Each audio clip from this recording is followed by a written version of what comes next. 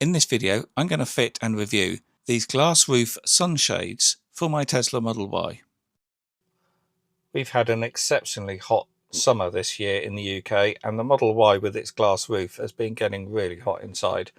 So at the moment it's showing it's 32 degrees in here, which is actually quite comfortable, but I've seen this go up as high as 65 degrees. So what I've decided to do is invest in some sunshades. I got these on AliExpress, so they came from China, and these are just the manual sunshades for the glass roof up there, and they only cost me about £18 or so. So cheap and cheerful, but I thought I'd try these because, you know, they were peanuts. There is an electrical version that you then keep in your car all the time. That has rather large bezels on the side and obviously is a lot more money and requires quite a bit of installation work. So in reality, I only need the sunshades for a month or two per year. So that's why I thought I'd buy these clip-in ones, because I can clip them in for the summer months and then put them back in the bag. Hopefully, if they fold back up, can put back in the bag, and then I don't have any sunshades up there on the roof for the rest of the year, because I think those electric ones have huge bezels and you're just blocking out this nice glass roof up here. So during the winter, I think I'd rather not have anything installed than have that electric sunshade there all the time. So I'll put the links to these in the video description below. And this manufacturer did every type of combination for the Teslas. They sold the sunshades for the Model 3 and the Model Y in both the light grey and the black for the newer cars. And for the Model 3, they did different versions depending on which factory your car was made. These are obviously light grey because mine has got the light grey headliner, and they are for the Legacy Model Y. So you have a rear shade and a front shade, and you have a box of plastic clips there, which are just going to hold it into the headliner. This was described as magnetic, and it's not. There are versions where you can have magnetic clips. Looking online, you would think that would be better, but I don't think it is. I think it's easier just to keep it to these plastic clips. So this is exactly what I wanted to buy. So these hook around the edge of the sunshade and then just hook up there in the roof lining like that. You don't get any instructions, but then you probably don't need to be honest. There is a little video on the product. So there are different versions of these clips. So we've got some rounded ones here. So there's a pair of those, and you use those in the middle where the two halves join. And then you have a pair of double-sided clips here, which I assume are for joining the two halves together. And then we've got 10 of these, so 5 per blind. This channel has had over 15 million views, yet only has 40,000 subscribers, whereas it should be 3 to 4 times that, because over 90% of the viewers are not subscribed. Please do, it's completely free, it's only a click for you, and it really does help.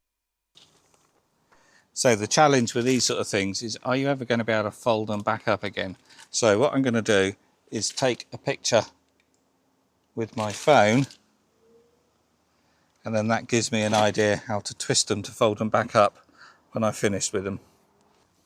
So let's take the front one out, and you should be able to twist that round somehow. Oh, there we go. There. So on one side this is light grey, which looks to be a very good colour match to the original headlining.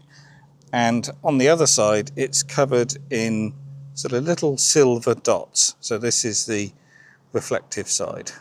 So we've obviously got to put it up that way, so the reflective side is going up against the glass roof, and we've got a label here saying front and Y because this is a Model Y.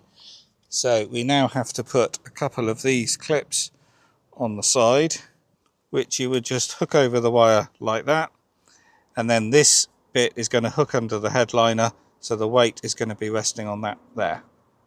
And then all you're going to see on the inside is just this little bit of plastic here, which is hooking around the wire inside the fabric there. So as we've got 5 clips per blind, I'm assuming they go like this, 2 on the sides and then 1 there in the middle. And then we're going to have those joining pieces here, so they can go further down like that. So something like that, I guess.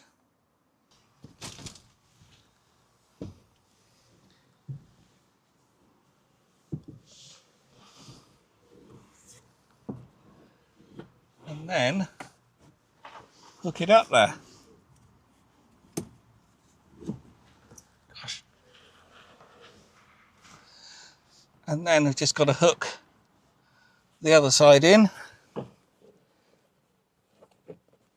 without the clips falling out.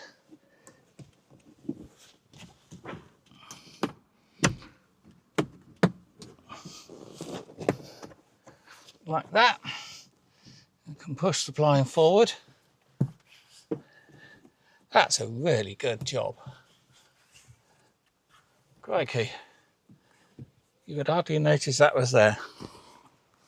So before you put the rear blind in, you want to put these semicircular ones in the middle. So that is just going to be supporting both. So we can put that halfway there. The rear blind would slide into it, and it supports both the front and the rear on the edge here. But it might be easier to slide that all the way there first, get the rear blind in, and then just slide this back to where it needs to be. So let's undo the rear one.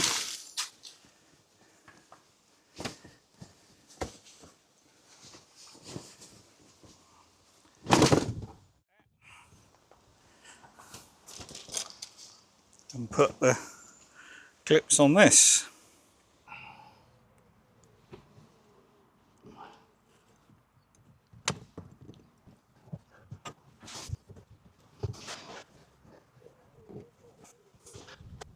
So the clips will fall off while you do this, but this is all flexible enough that you can put the clip in there and push back to get that in. So actually you don't really need 2 clips along the side. 1 is good enough if you want to. I've got 1 in the middle at the back, and then of course you've got this one here which is going to support the 2, so you really don't need a clip there. And this is all really snug anyway. 1 clip on either side is enough, and then we can attach the clip there, which I really need 2 hands to get in there, join those 2 together, and then that's done. These 2 clips in the middle are very much optional as well, because I've taken them out and these 2 halves are sitting together just fine. No light coming through, and they're not really needed either. But maybe in the future, if this sags, then yeah, these are going to hold the 2 together and keep them nice and tight. But at the moment, I don't think it's worth the effort putting those in, because these ones are the most difficult ones to fit by far. But I'm very impressed with this. It's a perfect match to the roof lining, and it fits in there a dream. It's a really snug fit.